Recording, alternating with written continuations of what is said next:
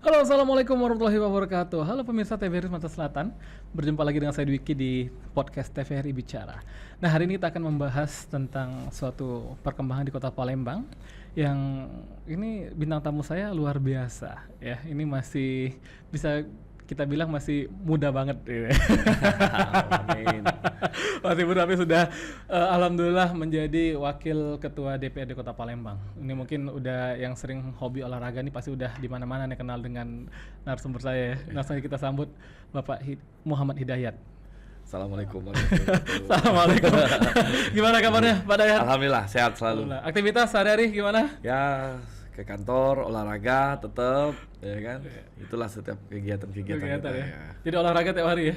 Hampir tiap hari olahraga. Basket kan dari dulu ya basket. Ikuti tren dong berarti? Pedal Pedal ya Pedal ya? alhamdulillah. Diajak teman-teman banyak. Jadi ada proyeksi untuk mengubah hobi dari basket ke pedal? Udah. Udah. Tetap hobi aku olahraga. Jadi kalau hobi olahraga itu kan general, jadi lebih general. Olahraga. Iya. Kak, jadi wakil ketua DPD Kota Palembang, Ya. Pak Dayat. Ini kurang lebih udah masuk tahun kedua untuk di periode ini ya. Ya, periode ini. Gimana perasaannya atau suka dukanya nih menjadi wakil ketua?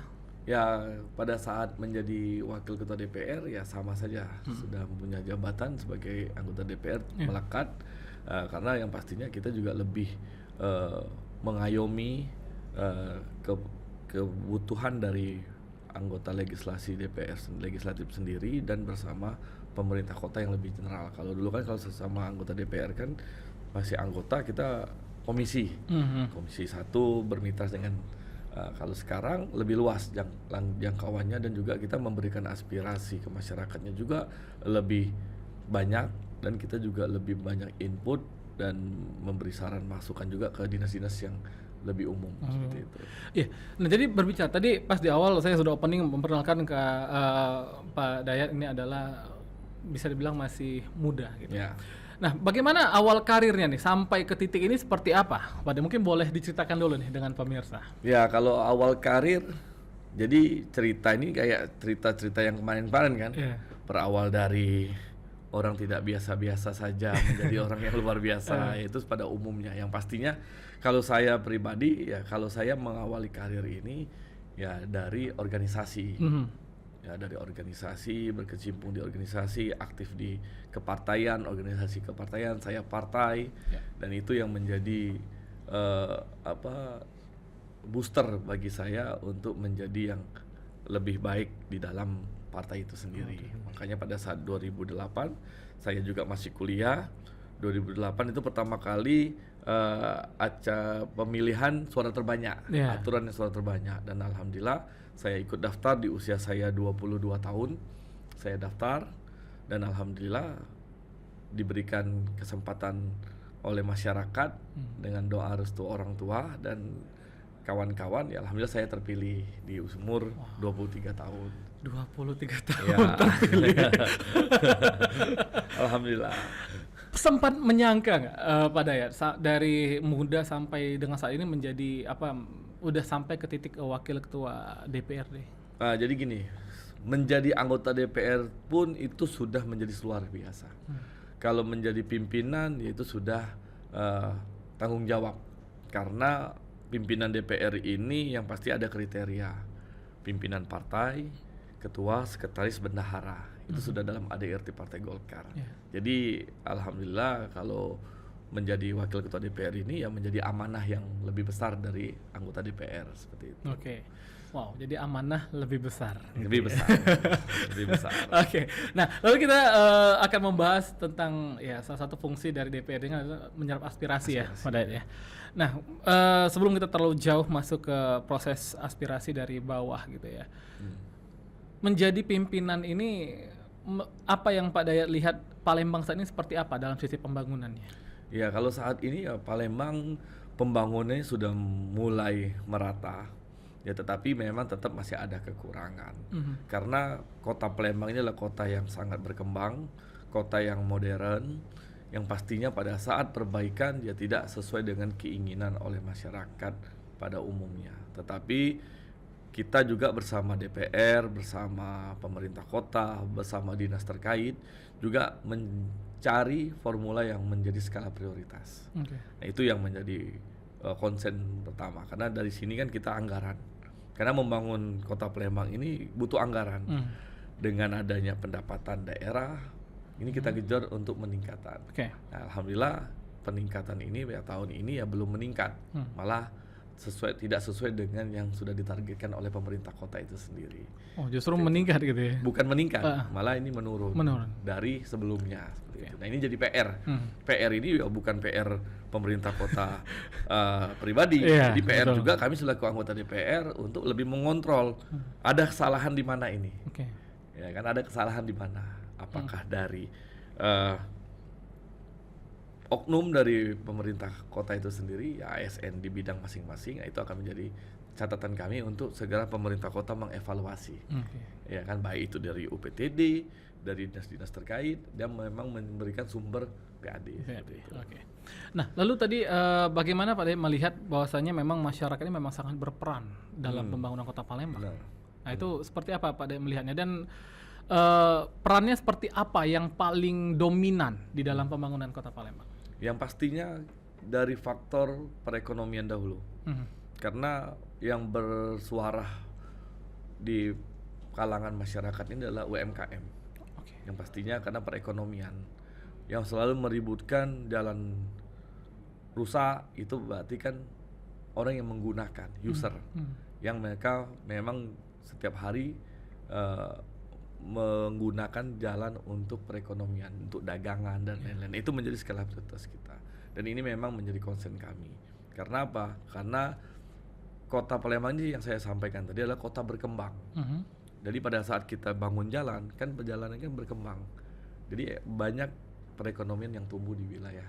Misalkan Gandus, Kertapati, Jakabaring, Kalidoni, Sematang Borang.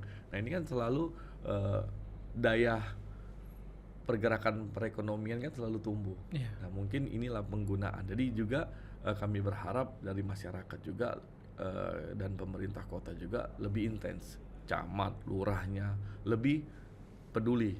Apalagi dengan programnya wali kota, camat dan lurah itu anti mager. Nah, ini harus bergerak. Jadi lihat bagaimana, karena kami DPR juga keterbatasan kami untuk menjangkau kawan-kawan di dapil masing-masing. Karena ada yang satu dapil itu dari 20 kelurahan, ada 30 kelurahan, cuman terpilih kan dua orang anggota DPR, ada 8 anggota DPR. Contohnya kan seperti itu. Jadi inilah perlu peran bersama-sama eksekutif dan legislatif untuk menyerap kebutuhan masyarakat. Karena apa? Kami juga dapat aspirasi, kami akan sampaikan juga langsung ke SIPD yang bisa diinput setahun sekali di Musrembang. Nah, ini kan berarti kan kontrolnya sama-sama eksekutif dan legislatif. Kalau eksekutif tidak menyerap juga aspirasi, ya ini kan menjadi domplang. Ini kan harus bersama-sama. Karena mungkin kalau DPR itu cuman mungkin 10 titik, 20 titik hasil temuan. Tetapi pada saat di RT seluruh wilayah lorong-lorong kan lebih banyak eksekutif. Nah, jadi eksekutif juga harus lebih berperan untuk memberikan input untuk memperjuangkan masyarakat di wilayah masing-masing. Berarti pentingnya kolaborasi ya, pada antara eksekutif dan juga legislatif ya saat ini ya. Nah, lalu di Kota Palembang sendiri, tadi pada memang kita lebih cenderung untuk pembangunan dalam bidang ekonomi tadi ya, Pak Dayat ya. Mungkin tadi ada transportasi aksesnya, kayak kemarin kan ya di Gandus kemarin ya baru dibangun jembatan layang ya kemarin. Itu pas saya lihat di sosmed, wah luar biasa ini ya, berdampaknya sangat positif sekali gitu ya untuk memotong waktu dan lain-lain gitu ya. Nah, lalu kalau kita lihat dari unsur di Kota Palembang, dari masyarakat sendiri aspirasi apa yang paling banyak mereka sampaikan? Yang pastinya kalau dari masyarakat ya pastinya tetap jalan berlubang, itu pasti. Karena yang dibutuhkan ada jalan lorong-lorong, jalan-jalan jembatan layang di kampung-kampung, nah itu menjadi prioritas, dan sampah. Nah, ini yang menjadi konsen, karena kita berharap juga pemerintah kota ini di wilayah Kertapati itu kalau pagi di jalan di tengah ruas itu sampah semua. Nah, di sini juga kami selalu dengan pihak dinas kebersihan, DLHK juga selalu mempush ini untuk on time, karena mereka masyarakat ini adalah wajib pajak, WP, dia bayar pajak, dia punya hak untuk mengontrol dan memberikan masukan, baik itu dari sosial media ataupun langsung ke kantor camat atau lurah ataupun ke rumah masing-masing anggota DPR seperti itu. Oke. Nah lalu ya di zaman media sosial ya tadi Pak, Ya. banyak media sosial gitu ya. Kan banyak beranggapan ini harus viral dulu nih baru dibenahin gitu ya. Benar. Nah mungkin ada beberapa yang kita miss dari sisi aturan ataupun regulasinya ataupun prosesnya gitu ya. Nah mungkin Pak Dayat bisa bantu untuk menjelaskan bagaimana proses dari bawah sampai dengan ke atas ini dalam aspirasinya seperti apa? Ya jadi gini, karena kita tidak bisa harus menggunakan media sosial, karena media sosial juga akan menjadi input positif bagi kami di DPRD. Karena apa? Karena setiap pelaporan dari camat, lurah, dan dinas-dinas terkait kan ini beda dengan di lapangan. Kami sudah menyetujui misalkan anggarannya sekian puluh miliar untuk pembangunan dan lain. Pada saat kita turun ternyata ini belum dianggarkan. Nah ini kan berarti ada kontrol dari dinas-dinas terkait dan dari camat lurah yang tidak dimasukkan. Nah ini kan harus menjadi skala prioritas. Dan kami juga meminta masyarakat juga ya lebih bisa bersama-sama kami mengontrol. Tapi memang ada baik, ada tidaknya dalam penggunaan medsos itu. Karena dalam mensiarkan atau memviralkan itu ya juga harus diketahui juga kan posisinya apakah ini seperti apa gitu kan. Tapi ada baiknya juga, itu input bagi kami di DPRD Kota Palembang seperti itu. Nah, tetapi pernah nggak Pak dari media sosial nih ada yang ya bisa kita bilang viral lah gitu ya, diviralkan gitu ya, terus diserap nih sama DPRD terus dibuat kebijakan aturan baru atau dianggarkan, itu pernah ada kejadian seperti Pernah, itu? kalau itu sih sering, kalau saya sih banyak. Misalkan contoh kemarin sudah viral di mana-mana pohon yang sudah miring, sudah besi, sudah numpuk. Ya saya lihat belum dijalankan juga. Satu kali di medsos sudah viral, masih tidak. Akhirnya saya datang sendirian, saya minta dinas Perkimtan berkoordinasi untuk bawa alat, bawa apa, langsung saya potong di tempat, saya tungguin. Oke. Langsung ditungguin. Dan ternyata benar, artian besi tiang-tiang juga sudah hampir ke jalan. Nah, ini sangat membahayakan. Sangat membahayakan. Terus ada tiang listrik juga di Cianjur waktu itu. Tiangnya sudah ke jalan. Masyarakat kan bingung. Nah, pada saat ditanya ini tiang punya siapa, nggak ada yang ngaku. Kan bingung gitu kan. Ya udah buang. Angkat besinya, pinggirkan. Kan clear. Selesai. Ya, Selesai. siapapun yang punya, karena mungkin pada saat ini ada miring, mungkin takut jadi kena salah kan. Nah, jadi ya tidak masalah, yang penting jangan membahayakan masyarakat. Nah, lalu berarti Kak Dayat, berarti Pak Dayat juga sering berarti turun ke lapangan dong, berarti tiap hari mungkin ya? Turun ke lapangan gitu. Sering. Tetapi bedanya saya juga tidak memposting. Nah, bedanya kan tidak posting. Karena kalau saya kan juga apa yang saya kerjakan, apa yang saya lakukan, ya karena ya saya lakukan karena itu tugas saya. Tidak juga harus saya viralkan, tidak juga saya harus konten. Konten itu ya bagi saya ya, konten itu ya hal-hal yang positif saja untuk masyarakat, bisa untuk tanda tawa, ya kan, untuk mengedukasi bagaimana cara dan atau bagaimana bahwa kita wajib bahagia di setiap hari, itu aja. Wajib bahagia di setiap hari. Ya, untuk masyarakat. Jadi jangan melihat orang dibuka IG itu yang kontennya kasihan, sedih, ini kan enggak. Saya lihat kalau buat konten saya itu yang masyarakat tuh ketawa, lucu-lucu kan gitu. Berarti ini ada quotes ya pemirsa ya. Wajib bahagia setiap hari. Wajib bahagia. Muhammad Hidayat 2026. Jangan lupa bawa tas. Jangan bawa tas. Lalu Pak Dayat, tadi memang berarti hampir tiap hari turun ke lapangan ya, melihat kondisi di lapangan di Kota Palembang. Nah ini bagaimana respon dari masyarakat ketika melihat, wah ini ada wakil rakyat nih langsung turun ke lapangan, ini seperti apa respon mereka? Ya kalau bagi saya, kalau masyarakat yang saya turunin, saya juga kan tidak berkomunikasi. Saya bentar lagi turun. Nah, saya cuma duduk, maksudnya saya dapat info, kabar dari medsos. Ini sudah saya datang. Kadang-kadang ada juga yang nggak kenal saya. Oke. nggak kenal, udah lama ngobrol ini saya telepon tiba orang datang, baru bingung, oh ini Pak Dayat ya, malah dia taunya oh Pak Dayat yang suka di baliho bawa tas itu kan, Tekun Amanah Sabar kan, gitu kan. Oh ya baru itu aja baru mereka bisa komunikasi langsung. Ya, mereka ya lebih kemarin Bapak tidak pernah masuk di kampung kami ya, tapi saya tetap, karena saya dulu walaupun tidak menang di wilayah masing-masing, karena kalau saat saya sudah disumpah dan dilantik menjadi anggota DPRD Kota Palembang, berarti kewajiban saya adalah seluruh Kota Palembang, bukan hanya dapil. Nah, ini dulu yang harus dicatat dalam benak masing-masing, bahwa saya ini milik Kota Palembang, bukan milik dapil. Kalau dulu ya saya pemilihan dapil IT1, IT2, IT3. Saya kampanye di sana. Tapi pada saat sudah menang, berarti saya sudah mewakili Kota Palembang dan saya laku wakil ketua DPR. Di Gandus pun saya datang. Kalau memang ada masalah yang belum diselesaikan oleh eksekutif, itu berarti saya harus wajib datang. Karena permasalahannya apa? Ya saya komunikasi, saya akan datang ke sana. Buat konten ya, kadang-kadang buat konten, kadang-kadang juga nggak butuh gitu. Lihat situasi kondisi lah ya. Kalaupun memang ini menjadi, bagi saya kan pemahaman saya, konten itu ada yang baik, ada juga tidak baik. Yang bisa memilihnya ya saya pribadi lah, ya kan. Ini bagus gak? Tapi kalau memang kerjanya happy ya saya. Tapi kalau kerjanya saya marah-marah ya, karena ini ada kesalahan isi ya saya tidak akan mungkin konten. Karena saya akan memberikan ya ini yang harus dibenarkan. Sekalian edukasi juga berarti? Betul. Saya ingin mengedukasi dengan cara yang benar. Dengan cara saya yang benar, menurut saya. Menurut Pak Dayat. Nah, lalu tantangan. Kita berbicara tantangan. Tadi kalau Pak Dayat berbicara setiap hari lah, hampir tiap hari turun ke lapangan. Terus nanti ada yang tiba-tiba nge-DM di Instagram ya, atau mungkin ada tetangga langsung datang atau gimana gitu. Nah, tantangan terbesarnya gimana Pak Dayat? Apa yang dihadapi di lapangan ketika turun? Ya kalau memang tantangan sebenarnya kalau saat kita niat nawa itu ya. Balik lagi kalau kita bicara niat. Nawa itu kita alhamdulillah kalau kita sudah tahu ada permasalahan ya saya turun. Tapi tantangannya itu tadi ada orang yang nggak kenal.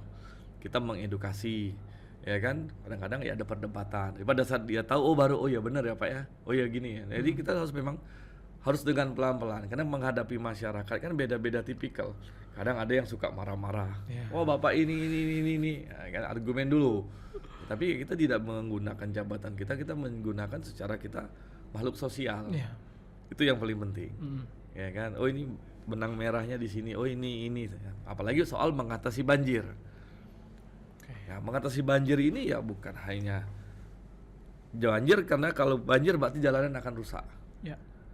Nah, pilihannya adalah benerin jalan dulu atau benerin saluran air dulu. Nah, ini kan ada perdebatan. Ini saya sering di lapangan tuh menjadi tantangan saya. Pak nggak bisa, jalannya belum Pak dibenerin. Saya bilang nggak bisa. Saya tidak akan membenarkan jalan ini diperbaiki jalan sebelum saluran ini bersama dengan PSDA perencanaan cari dulu, atasi dulu banjirnya.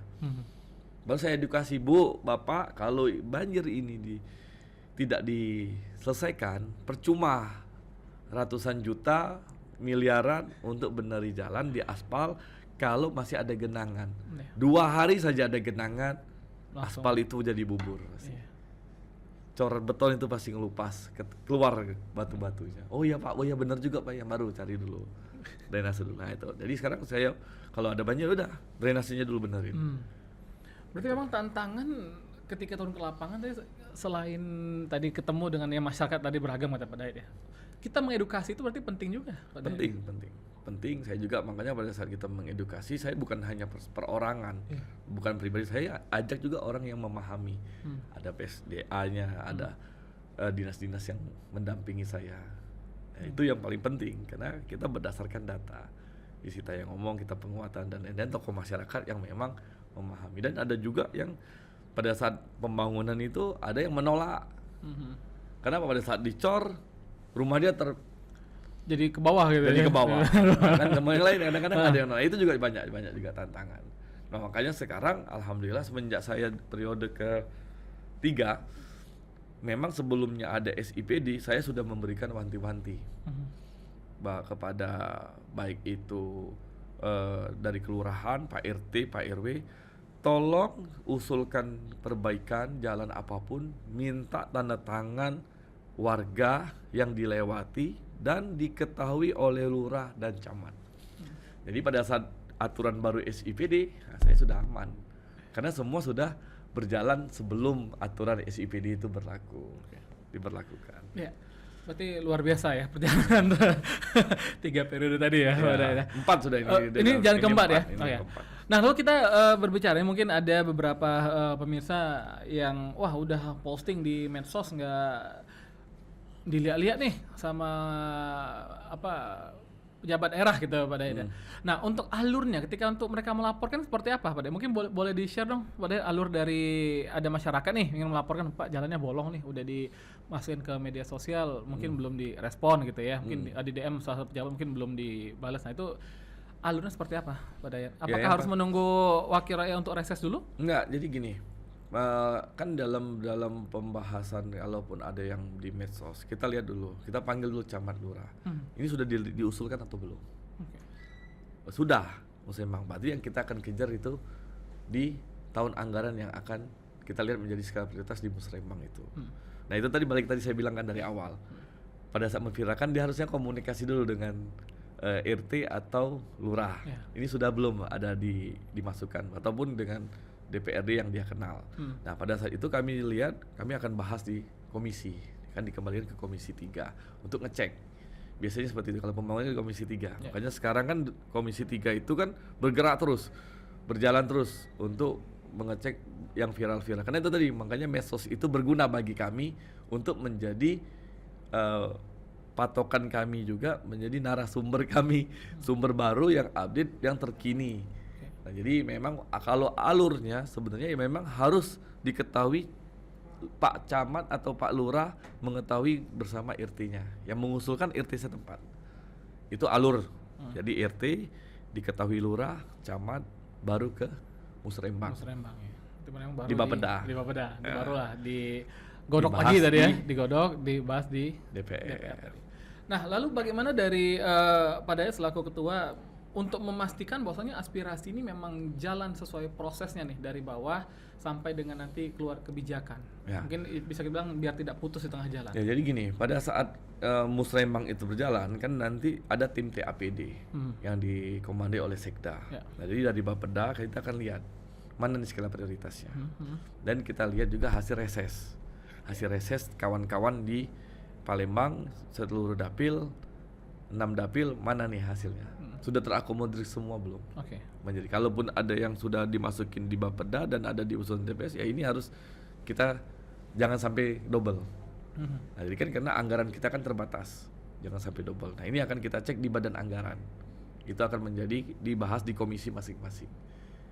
Seperti itu. Berarti memang harus memastikan dengan jelas dan harus sampai dengan selesai. Ini ya. Ya. Nah, lalu di dalam suatu proses penggodokan ini, dalam proses yang paling sulitnya di bagian mana? Penggodokan. Kalau yang jelas, dalam pembahasannya, apakah untuk memastikan langsung? Kalau pembahasan ini kan kita menunggu dari TAPD. Kalau kami kan cuma meng-cross check. Benar sudah sesuai belum dari hasil temuan kami, apa yang sudah kita rapatkan sebelum ini, usulan dari Musrembang, dari kadang-kadang kan camat lurah juga minta kami yang membantu. Oh, minta turun juga. Minta tolong dari DPR. Camat lurah Sepalembang ini kalau minta tolongnya ke DPR tetap. Kenapa? Saya bilang, kenapa? Pak, kami ini kalah pangkat. Jadi kita terbuka saja. Mana mungkin camat bisa mengintervensi kepala dinas. Betul enggak? Iya. Betul dong? Iya. Nah, inilah yang menjadi dilema bagi mereka di eksekutif. Kadang-kadang camat pun minta tolong kita. Pak, tolong Pak, kami udah masuk. Kadang-kadang hilang di TAPD, di Bapeda dan lain-lain. Nah ini kan, akhirnya kita cek, jadi double data. Jadi tugas DPR ini ya mensinkronkan eksekutif dan mensinkronkan masyarakat dan eksekutif. Nah, ini fungsi kami. Kesulitannya berarti ada titik itu berarti? Iya, karena bagi kami adalah pengawasan. Berarti pada pengawasan di eksekutif dan eksekutif ini ada gap. Gapnya apa? Ya pada saat menjadi prioritas tidak dimasukkan. Ya itu kan nanti biar ya sudah yang mana kami tahu dulu yang usulan Pak Camat sama Pak Lurah ini yang mana benar nggak menjadi prioritas. Sudah ini panggil Bapeda, panggil TAPD ini usulannya. Ya kan nggak mungkin eselonnya kan beda. ya kan? Seperti itu. Oke, berarti luar biasa dilemanya di sana. Nah, berarti dia memang pemirsa ya, ini ada Pak Dayat, berarti memang harus memahami dulu. Jadi jangan main asal viralkan sesuatu yang belum diketahui sudah diajukan atau belum berarti Pak Dayat ya. Betul. Oke. Nah, lalu kita dalam penyampaian aspirasi masyarakat dari bawah. Selama masa kepemimpinan Pak Dayat, pernah nggak menolak aspirasi, terus tapi masyarakatnya masih ngotot nih, Pak kok nggak diperjuangkan nih aspirasi kami? Jadi kalau aspirasi itu kita tidak bisa menolak, kecuali tidak sesuai dengan aturan. Karena kami pun, kalau saya pribadi pun, pada saat saya mendapat aspirasi dari masyarakat, kita lihat dulu nih, panggil dulu dengan dinas terkait, misalkan dinas Perkimtan atau dinas PUPR. Oh ini aturannya gini, misalkan perbaikan sarana prasarana rumah, rumah yang perbaikan rumah yang bedah rumah.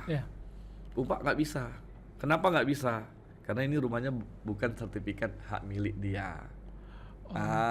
Kadang-kadang kan itu kita edukasi lagi lah ke masyarakat. Mohon maaf, tidak bisa, Bu. Kenapa sertifikatnya bukan hak milik Bapak Ibu? Karena pemerintah itu akan membangun bedah rumah kalau memang itu milik sesuai dengan SHM. Pada saat dicek di RT ya ternyata dia memang bukan hak milik.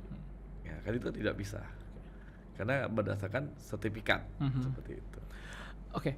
Berarti lalu bagaimana aspirasi masyarakat dapat mendorong suatu pembangunan di Kota Palembang, Pak Dayat? Tadi kan kalau Pak Dayat menyampaikan yang paling diprioritaskan dalam sisi ekonomi tadi ya, Pak Dayat ya.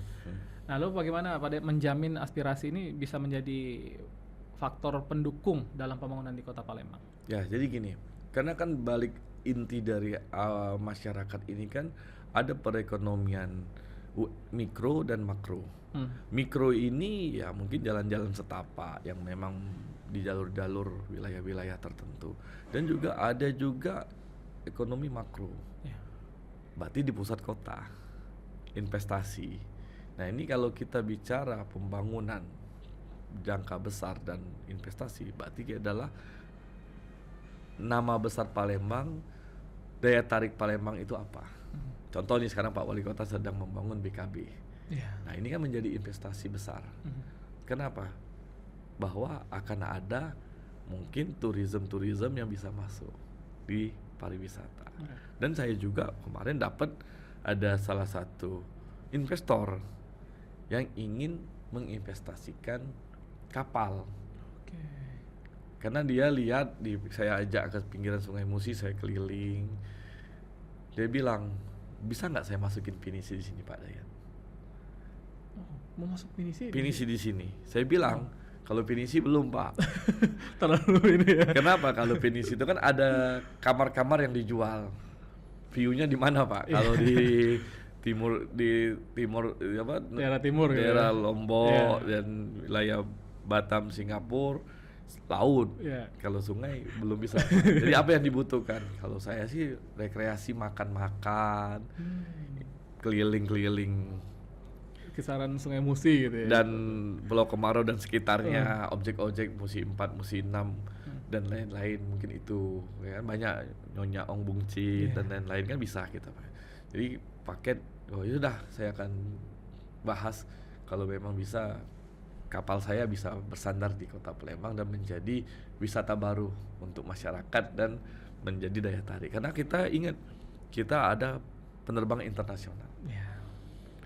Yang sekarang ada orang Palembang yang ke sana.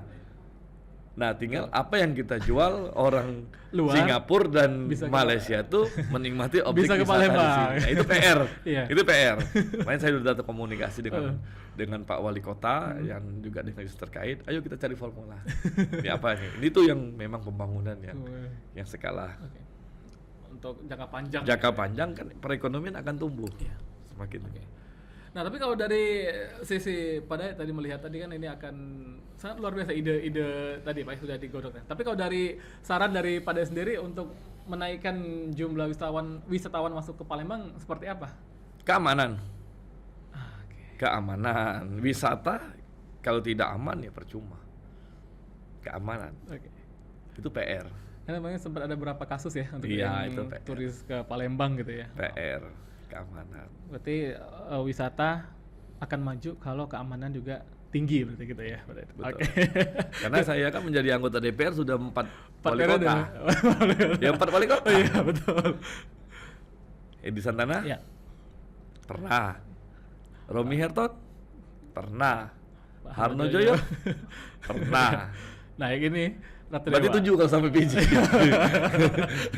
PJ Ratu Dewa, PJ Damenta, PJ CK, CK. ini wali kota Baru Pak Ratu Dewa. Ratu Dewa. Jadi kita tahu PR-nya dikembalikan lagi keamanan. Keamanan. Zaman Edi Santana ya tidak memungkiri Palembang ini sangat aman. Romi Herton sangat aman. Nah ini PR. PR. Rumusannya ya saya tahu lah keamanan seperti apa. Ya memang sekarang udah diupayakan ya ada CCTV gitu pada ada patroli yang gitu-gitu ya. CCTV bukan menjadi alat keamanan yang real. Oke. Itu hanya untuk melengkapan alat bukti dalam kasus tindak pidana. Alat bukti dong. Ya. CCTV alat bukti. Nah ini PR-nya siapa keamanan? Ya balik ke pihak APH, aparat kepolisian, TNI. Ayo pemerintah kota dorong kerjasama. DPRD sangat mensupport. Support ya. Anggaran untuk keamanan berapapun yang penting bersama Paling aman. kepolisian dan TNI harus turun. Harus aman ya. Harus aman. Anggarannya sok, ayo kita ngomong. Iya. Karena Karena BKB kan sudah ya mungkin dalam beberapa bulan lagi ya akan investasinya besar itu. besar banget kan. Nah, harus diamankan, tidak bisa. Dan Pol PP bukan pengamanan. Saya ingatkan, ini bagi masyarakat juga harus tahu. Pol PP itu bukan pengamanan. Oke.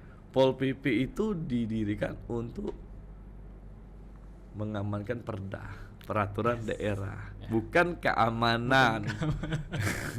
Pamong, Iya. bukan keamanan wilayah. Untuk wilayah. Karena dia menegakkan perda, yang melanggar perda dia yang turun. Proses ya. Oke. Ada ASN yang bermasalah dia yang turun. Ada razia, ada ASN jam kantor masuk di mall dan di nongkrong itu turun. juga. Pamong, bukan keamanan wilayah. Berarti memang kalau untuk yang ya case-nya di BKB tadi sebagai icon Itu kerjasama Palembang, dengan kepolisian. Polisian juga TNI berarti harus TNI turun. harus turun Ini ya. bersama-sama. Wow, luar biasa. Dan harus dianggarkan. Tidak bisa, harus dianggarkan. Itu yang penting. Itu. Anggarannya harus ada. Harus. Dan kami DPR siap dianggarkan. Asalkan aman. Aman. Dan turis banyak datang ke Iya, Palembang. Palembang. Luar biasa. Kalian boleh sambil minum. Ya. Pak Dayat, ya. Boleh Pak, sambil diminum dulu kita, Pak Dayat. Ya, luar biasa. Dari tadi nak minum disuruh. Oh.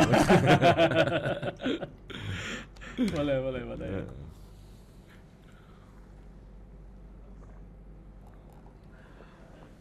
Oke. Udah lumayan banyak ya kita ngobrol dari aspirasi dan lain. Saya ingin menarik obrolan kita ini ke sisi anak muda. Pak Dayat. Gen milenial, Gen Z sekarang yang banyak banget yang menguasai, hampir menguasai. Sudah mulai alpha kan? Sudah mulai alpha, sudah beta sekarang kan? Sudah beta. Seperti apa pada melihat untuk generasi muda sekarang terutama dalam sisi penyampaian aspirasi? Enggak, jadi gini, kita sebagai saya pribadi ya, bukan kita bicara general. Kalau saya selaku lahir di milenial, jadi saya milenial. Jadi kita ikuti karena kita pernah menyuarakan hal-hal yang contoh tadi suara terbanyak. Ini kan digaungkan oleh anak muda di zaman itu, milenial. Kenapa? Ya kita punya hak yang sama. Kita bicara suara terbanyak. Oke, kita cari suara banyak. Alhamdulillah kan karena saya generasi milenial, yang milih saya berarti Dari milenial. Nggak mungkin bapak-bapak Iya. lebih dominan ke saya. Malah saya dulu dibully. Kampanye itu saya dibully. Pernah saya dibully. Mungkin ya ini anak muda. Bisa ya, apa? gitu ya, bisa apa? Tahu apa aturannya? Belum ada pengalaman gitu ya. Itu. Oke. Jadi Banyak. bisa Jadi kita ikutin maunya apa. Generasi ini maunya apa sekarang. Medsos, oke kita main medsos. penyampaian di medsos netizen, oke, edukasi. Di kampanye kemarin saya pakai medsos. Seperti itu. Iya, saya ingat dengan pada akhirnya kan dengan gaya milenialnya dan gaya Gen Z banget kan kemarin ya. Iya. Nah, lalu tapi ketika kita berbicara aspirasinya, anak muda lagi pengen apa sih pada yang banyak disampaikan dengan legislatif, terutama dengan Pak Dayat ini, apa yang mereka inginkan? Ya kalau mereka itu kan artian beda-beda ya. Mhm. Ada kelompok-kelompok atau komunitas-komunitas itu kan beda-beda. Mereka ada yang pengen cuman didengar, ketemu, ngobrol tanpa embel apapun, dia menyuarakan dengan gaya dia, itu pun mereka sudah merasa senang. Dan cukup ada juga yang di medsos yang ingin dikomunikasikan, DM dibalas dan ini data, mereka juga sudah sangat puas. Jadi mereka ada, karena sekarang banyak juga yang generasi kita yang introvert, cuman bisa bicaranya di medsos, pada saat di luar dia nggak mau. Kan banyak. Bukan fake account ya. Kalau fake account banyak itu banget, kan. ya. Tapi Bahkan kan satu orang ada bisa generasi ini kan yang memang introvert. Dia pengen menyuarakan tetapi dia bisanya cuma di medsos. Ada itu. Berarti kita ngedukasinya di medsos. Tapi diam-diam dia milih nanti kan gitu. Ya gitu. Nah, lalu pernah nggak pengalaman pada ada aspirasi dari anak muda yang disampaikan atau diaspirasikan melalui media sosial nih? Nah, kalau itu banyak sih, karena misalkan mereka buat event kegiatan olahraga, ya kita sampaikan ke olahraga, ya kan, basket kah, badminton kah, sekarang udah trennya pedal, ya kan, terus ada main game, karena dulu kalau e-sport itu dulu ya alhamdulillah kita punya tempat kan di Raja Wali ya, kita buat acara e-sport, ya kan, nanti ini bentar lagi kita buat lagi di tempat untuk olahraga, sarana olahraga, ya udah. Karena beda-beda kan keinginan ini, nanti kita ada event pedal, event mini soccer. Nah ini kan kita terus berjalan. Makanya orang bingung, Pak, Bapak ada acara ini, kok Bapak nggak siarkan di medsos saya nanti? Karena kan kita nanti ada waktunya gitu kan. Seperti itu. Nah, lalu misalkan ada aspirasi yang disampaikan oleh anak muda untuk Kota Palembang. Mungkin kita ambil case-nya mungkin masalah jalan ya. Mungkin tadi yang paling banyak masalah jalan ya. Masalah jalan. Diaspirasikan melalui media sosial, viral nih. Nah, udah dicek dengan tim, nggak taunya belum dimasukkan ke dalam musrembang tadi. Nah, apakah memungkinkan ini masih bisa untuk dilaksanakan? Bisa, sangat bisa, pasti bisa. Karena itu menjadi prioritas. Kalau udah viral berarti kan menjadi prioritas. Karena di APBD anggaran itu ada anggaran perbaikan lingkungan. Nah itu bisa ditampal sulam dulu. Makanya kita berapa kali waktu itu minta pemerintah kota melalui dinas-dinas terkait, kalaupun ada viral, laksanakan tampal sulamnya dulu. Baru nanti di APBD perubahan langsung diperbarui, di aspal ataupun dicor. Contoh kemarin yang soal IPAL, banyak kan, ribut masalah IPAL. Ya saya udah rapat bersama, saya sudah ternyata ini adalah pertanggungjawabannya dari kementerian. Karena kita tidak bisa juga menganggarkan, karena dia juga ada anggaran yang sudah akan, tapi setelah IPAL itu berjalan, ya mereka akan perbaiki dari APBN. Tapi alhamdulillah kan sudah berjalan. Nah dari hal ini benar. Oh iya benar ya Pak Dayat kemarin ngomongnya gini. Ya nggak bisa Pak. Kita nggak mau. Orang itu belum bisa kerja, belum selesai kerja. Masa kita perbaiki? Mubazir dong uangnya. Ya sudah. Pokoknya kita tambal sulam dulu. Gitu kan. Ada yang viral kemarin. Ada yang rumahnya turun sudah. Yang pada gara-gara digali IPAL. Tapi kan mereka langsung perbaikan. Nah, perbaikan. Ya nanti setelahnya nanti kita cek lagi dari tim teknis untuk memastikan itu tidak akan ada di kebelakang hari, itu aman masih. Gitu. Iya. Nah berarti anak muda berarti bisa banget ya ini untuk pemirsa Gen Z ya, apabila ingin menyampaikan aspirasi ya kepada legislatif ya, mungkin bisa langsung DM aja nih ke Pak Ketua ya, ke Pak Wakil Ketua ya. Dan juga saya banyak menerima aspirasi itu bukan di kantor. Iya, di lapangan berarti ya. Di lapangan olahraga, di lapangan, kadang-kadang di mall ketemu lagi sama anak istri jalan Sabtu Minggu, terus kadang-kadang di warung kopi datang, Pak perkenalkan saya ini, oh iya, langsung kita komunikasikan, langsung dieksekusi, langsung kita SMS kayak nanti tolong dibantuin ini proposalnya, bisa saya edukasi Pak, proposalnya lengkapin, kalau udah lengkapin nanti kirim saya lagi. Kenapa? Kadang-kadang kalau di kantor kan kadang mereka masyarakat atau generasi anak-anak muda kan bingung. Mereka nanti harus pakai pakaian rapi, harus pakai pakai sepatu. Betul. Nanti takut ditanya-tanya, Pak, kami ini gini-gini kan. Nggak mau ribet. Nggak mau ribet. Nah, jadi artinya kita bisa ngomong pada saat kita ketemu. Nah, mungkin dalam kesempatan ini juga, ya mungkin kalau ada kawan-kawan ketemu saya, kalau ada yang mencapai aspirasi, ya panggil saja Pak Dayat. Nah, kami dari TVRI kemarin Bapak bisa ini, ada yang penting proposalnya lengkap. Proposalnya lengkap, karena ya mungkin saya juga orangnya nggak pernah menutup, walaupun orang senyum, saya senyum pasti Pak. Iya, iya. Jadi kalau saya senyum di warung kopi itu saya senyum pasti, nggak mungkin saya nggak senyum. Kecuali kalau dia merengut saya nggak mungkin senyum. Berarti dia nggak. Aneh juga. Kalau orangnya senyum ya berarti dia kenal kita kan gitu, kita tahu gitu kan. Oke.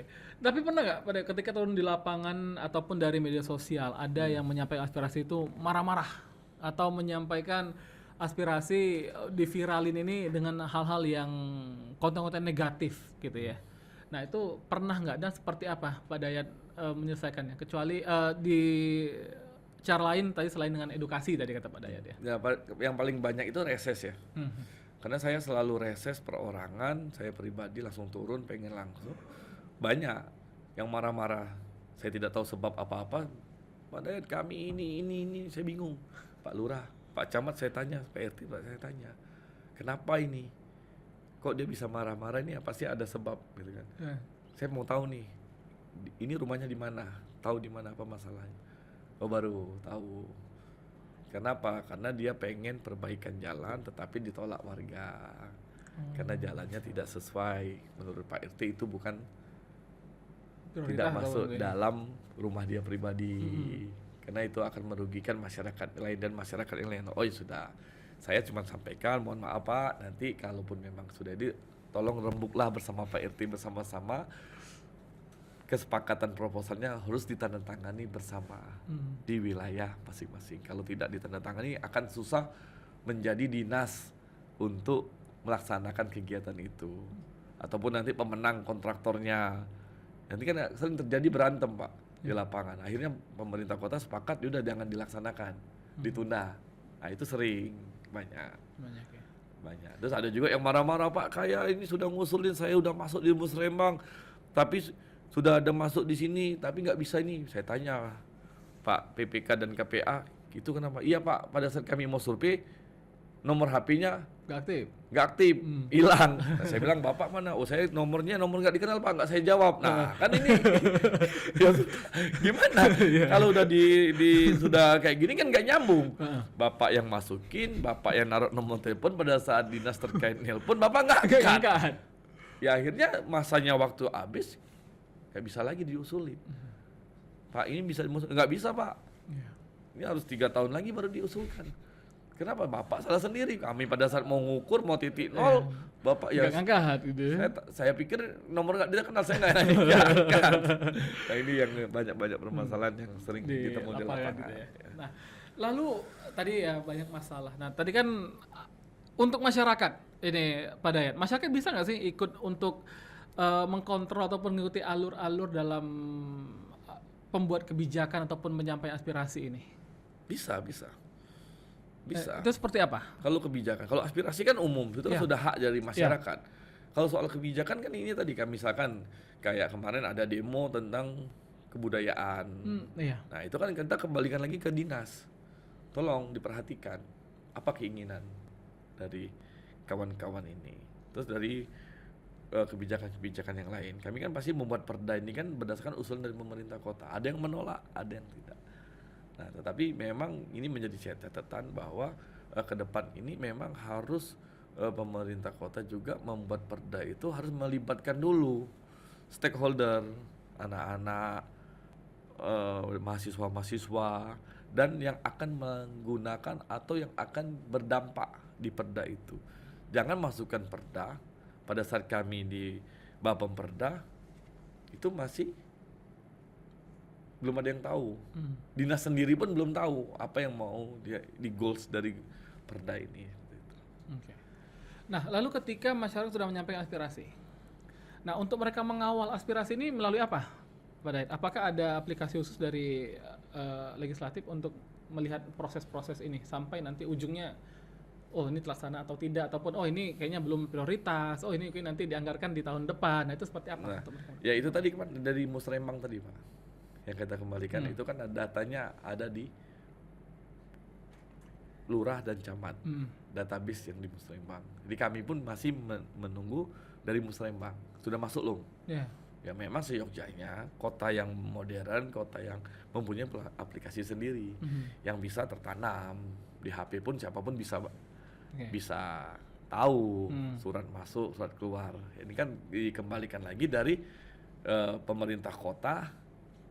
Kalau memang sudah siap dengan segala kemajuan teknologi, karena ini kami sangat membantu, karena kami selalu beberapa kali silakan anggarkan, karena kota modern smart city itu sudah berbasis aplikasi. Tidak ada lagi masuk hari ini KTP sampai mana stopnya. Ya sama kayak kita Tokped lah kan, Shopee Tokped kan tahu sampai mana barang ini. Kan mudah, simpel. Nah, tinggal keinginan mau atau tidaknya dari pemerintah kota itu sendiri. Oke, wow, luar biasa. Paham kan? Ya. Oke, lalu bagaimana harapan Pak Dayat untuk masyarakat Kota Palembang ya, untuk masyarakatnya mungkin dalam penyampaian aspirasi ataupun dalam pemilihan aspirasi mana yang harus disampaikan atau tidak, mana yang perlu diajukan di Musrembang. Apakah ada kamar-kamarnya ataukah ada spesifikasi khususnya Pak Dayat? Kalau untuk keinginan dan harapan, kalau berdasarkan keinginan harapan ya pastinya aspirasi yang kami terima itu memang sudah menjadi satu kesatuan dari masyarakat itu sendiri, baik itu dari RT, paling general kan RT, karena dia tidak bisa juga aspirasi pribadi kayak tadi kan saya bilang marah-marah gara-gara aspirasi pribadinya tidak diketahui oleh warga setempat, nggak bisa juga Pak.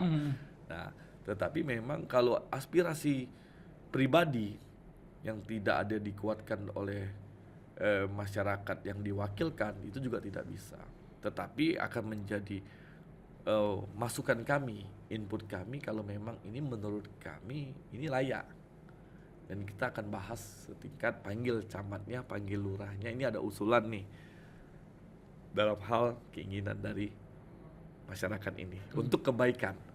Nah itu saya juga pantau beberapa kali di medsos, saya dapat itu kebijakan-kebijakan, ada yang pro dan kontra, itu kan sudah, itu kan namanya pendapat pribadi, aspirasi pribadi, itu sudah ada di medsos. Saya selalu mantau itu akun-akun yang memang mempunyai kepentingan besar untuk Kota Palembang yang lebih baik. Ada itu, sudah dalam catatan saya sudah ada banyak. Jadi ya dari akun itu kita bisa ini ya, tahu, bisa tahu ya Pak Dayat. Tahu ada yang mau memberikan positif, ada yang tukang membuat kacau, gitu kan, ada yang provokasi kan, ada yang memang benar ke kanan, ada yang kuat ke kiri, ada yang memang lurus untuk kebaikan pemerintah kota. Gitu. Nah, tanggapan Pak Dayat seperti apa kalau tadi ada yang menggiring opini tadi yang membuat kekacauan, miskomunikasi dari akun media-media tadi mungkin ya. Nah, dari Pak Dayat seperti apa untuk menyikapinya? Kami kemarin sudah bicara juga, aku sudah beberapa kali dengan ya Kominfo lah ya. Kominfo ya minta memang, tapi nggak bisa juga kan. Kita tidak bisa juga dalam hak bermedia sosial ini tidak bisa. Tetapi kan mungkin kalau itu hanya sebagai memprovokasi tentang penghujatan ke pemerintah kota ataupun ke lembaga-lembaga dinas terkait, saya pikir itu sah-sah saja kan, karena hak mereka. Tapi kan saya lihat ini akun fake kan. Tapi pada saat ini menjadi blunder, itu pasti kan cybercrime juga sudah akan turun seperti itu. Berarti apakah dari media sosial tadi, terlepas dari yang negatif ataupun positif tadi ya Pak Dayat ya, bagaimana peran Pak Dayat selaku Wakil Ketua DPRD ini memastikan bahwasanya pembangunan di Kota Palembang ini merata dari aspirasi-aspirasi tadi? Ya, pasti tadi Pak, dia kembalikan lagi. Kalau soal pemerataan itu menjadi kan ada visi misi dari wali kota itu sendiri yang perlu berdaya dan sejahtera tadi. Palembang berdaya, Palembang sejahtera, masyarakat sejahtera. Nah itu akan menjadi rules dari pemerataan pembangunan. Tapi kalau saya lihat ini memang ada beberapa sudah berjalan. Nanti kekurangan kan kita kan masih ada 5 tahun Pak. Karena dengan kebutuhan anggaran yang yang mendesak dan menjadi prioritas, ada yang hal-hal yang memang harus kita perhatikan, itu akan menjadi ke kontrol kita untuk pembangunan. Ada kawan-kawan semua di badan anggaran, di komisi-komisi kan berbagai dapil. Dan masukan dari camat-camat lurah juga kan mengeluhnya ke DPR. Jadi kami dapat inputnya banyak, bukan hanya dari masyarakat, input dari eksekutif juga ada di kami. Untuk mempertahankan apa yang telah mereka jalani selama menjadi lurah, RT, camat dan RT gitu. Oke. Berarti memang udah ada rumusnya lah biar merata gitu pada akhirnya. Nah, lalu tadi saya sempat ingin bahas tapi saya terlewat. Dan tadi kita membahas tentang pembangunan di Kota Palembang ini dari sisi pembangunan fisik. Ya. Nah, lalu bagaimana memastikan untuk pembangunan ataupun peningkatan dari sisi SDM-nya? Itu seperti apa? Ya makanya tadi kan kemarin sudah banyak nih kita lihat kan, kita kan cuma memantau. Media sosial ini kan sudah sangat baik. Kita memantau hasil kerja Pak Wali Kota, sidak-sidak dari aparaturnya sendiri, SDM-nya, ya kan. Nah kita tinggal ada reward, ada punishment yang pastinya. Itu yang diinginkan oleh masyarakat. Kalau kami, Bapak Pak itu Pak dia saya baca, kita nggak bisa, kita cuma ngasih tahu. Ini salah, itu benar. Kita kontrol, kita tunggu. Nah, tetapi yang memutuskan itu kan dari pemerintah kota sendiri melalui BKP SDM. BKP SDM. Nah, sekarang kita lihat dari hasil BKP SDM sendiri. Tetapi kan pemerintah kota juga sudah ada waktu, sudah memberikan mungkin sanksinya. Nah, mungkin itu yang ditunggu oleh masyarakat. Dan kami pun menunggu, ya kan? Pak, ada juga Pak sidak Pak. Janganlah kalau kita sidak, nanti kan pemerintah kota sudah sidak. Tumpang tindih nanti. Jangan. Kita lihat nih, kita kan sebagai kontrol. Tetapi kalau ada beberapa kali waktu itu ada memang yang ini, tapi saya juga sidak, tetap sidak, tapi saya tidak buat postingan kan gitu. Tapi ada RT, ada warga, ya udah kita turun bareng-bareng. Karena kita tidak ada anggaran untuk bermedia sosial, Bos. Karena itu anggaran semua. Jadi kita jujur, Pak Dayat kenapa tidak ada buat konten? Itu anggaran, Pak. Kita ada anggaran. Dan anggarannya ya sangat besar. Karena kita tidak punya anggaran. Pak Dayat, kalau dari tahun 2025 ya dan 2026, untuk jumlah aspirasi masyarakat ini stabil atau meningkat atau menurun? Meningkat, pastilah meningkat. Meningkat ya? Meningkat. Oke. Faktor yang mempengaruhi peningkatan itu adalah media sosial dan kebutuhan. Berarti apakah media sosial ini bisa menjadi salah satu tolak ukur untuk melihat keberhasilan aspirasi juga? Betul. Oke. Betul. Makanya saya bilang faktor untuk satu kota di Indonesia ini kan sudah kelihatan dari media sosial. Karena kalau dulu saya 2008 jadi anggota DPR kan belum ada medsos. Belum terlalu ini. Ya kan? Karena generasi ini sudah generasi kembali alpha, Z dan milenial sudah lebih dan smartphone. Jadi smartphone ini yang membuat masyarakat juga lebih mudah menjangkau. Tidak bisa ditutupi lagi. Jadi kami pun lebih terbantu. Kalau dulu kan belum ada, masih BlackBerry, Iya betul. belum kan, masih berbayar. Nah, jadi kalau sekarang kan lebih mudah. Kalau Facebook tidak sekuat dengan medsos sekarang, karena ada TikTok, Instagram. Gitu ya. Kayaknya viral-viral di medsos TikTok dan Instagram ya, betul. Jadi kan belum ada dulu kan 2008 belum ada, masih ada Pet. Pet juga kan tidak atraktif. Kalau ini kan sudah bisa atraktif. Facebook baru muncul ya Pet dulu. Friendster baru udah ganti lama banget. Dapat SMA itu Friendster. Oke, berarti untuk mengukur keberhasilan suatu aspirasi ini terlaksana atau tidak itu berarti kita melihat dari media sosial itu sangat membantu ya berarti. Membantu. Oke, Pak Dayat, ini terakhir. Ya. Mungkin ada harapan. Kok cepet banget terakhir? Oh iya, enggak apa ya. Kayak kita buat sesi kedua nanti berarti. Pada ini mungkin ada harapan besar dari Pak Dayat selaku Wakil Ketua DPRD Kota Palembang untuk pembangunan di Kota Palembang itu seperti apa? Dan juga terutama mungkin nanti bisa disampaikan juga ajakan untuk masyarakat mungkin ada yang masih belum terinformasikan ketika ada sesuatu yang perlu diaspirasikan, ada sesuatu yang perlu diperbaiki, dibenahi, itu seperti apa? Mungkin silakan Pak Dayat. Ya, yang pastinya dalam momen ini kalau saya tuh punya harapan untuk masyarakat itu sejahtera. Sejahtera itu yang pastinya dalam perekonomian. Oke. Karena perekonomian sejahtera itu, kategori kesejahteraan itu adalah seluruh pengusaha mikro baik makro itu aman. Yang membuat mereka sejahtera, perekonomian ataupun usaha mereka itu aman. Kenapa? Kalau mereka sudah aman, berarti investasi akan banyak, berdagang perekonomian yang tumbuh di Kota Palembang. Nah, ini PR. Jadi kita berharap juga warga masyarakat dalam momen ini juga, ayo kita jaga keamanan kita.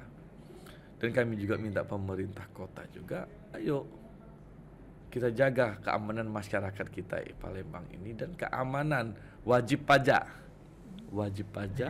dan investasi di Kota Palembang ini wajib diamankan dan digunakan APBD Kota Palembang. Kita anggarkan biaya keamanan untuk Kota Palembang ini berapapun, yang penting masyarakat aman, nyaman, pariwisata juga akan tumbuh. Kunci dari seluruhnya adalah aman. Aman. Saya yakin kalau aman, banyak akan datang wisata-wisata luar negeri. Dan juga investor-investor akan datang juga berarti pada itu. Nah, ini jadi PR. Jadi kita berharap masyarakat Kota Palembang tetap bersabar. Kami selaku anggota DPR, saya laku juga wakil ketua DPR, akan selalu berkomunikasi dengan Forkominda untuk membuat Palembang ini lebih aman, lebih nyaman. Mungkin itu. Luar biasa. Suatu harapan besar dari Pak Hidayat ya, Wakil Ketua DPRD Kota Palembang. Ingin kedepannya Palembang menjadi lebih aman, nyaman, dan juga ekonominya juga tumbuh. Seperti itu Pak Dayat ya. Oke. Pak Dayat, terima kasih banyak udah ngobrol banyak di TVRI Bicara hari ini. Dan juga mungkin untuk TVRI, untuk pemirsa TVRI ya, ini kalau mau berkontak dengan Pak Dayat boleh banget berarti Pak Dayat ya. Kalau untuk mau langsung ngobrol-ngobrol ataupun ngobrol-ngobrol melalui DM Pak Hidayat ya. Masih IG lama ya Pak Dayat? Masih. Muda 1986. Muda 1986. Oke, pemirsa TVRI Sumatera Selatan, terima kasih banyak telah menyaksikan podcast TVRI Bicara. Kita ketemu di minggu depan. Sampai jumpa. Ya. Assalamualaikum.